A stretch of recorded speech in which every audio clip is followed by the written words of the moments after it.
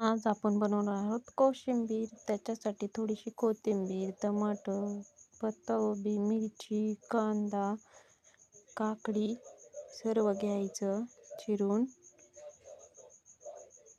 चिरून झाले आपलं सर्व. थोडीशी फोडणी तयार करायची. जिरे, मोहऱ्या चांगलं तडतडत द्यायचं. मिक्स करून घ्यायचं सर्व. सर्व मिक्स करून झालं की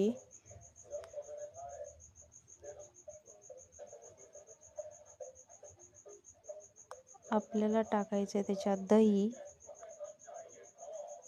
दही टाकून झालं की आपल्याला टाकायचं आहे त्याच्यात तडका.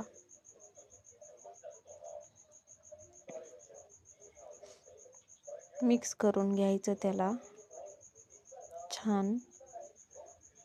थोडंसं मीठ. आता पहा किती छान झाली आहे कोशिंबीर.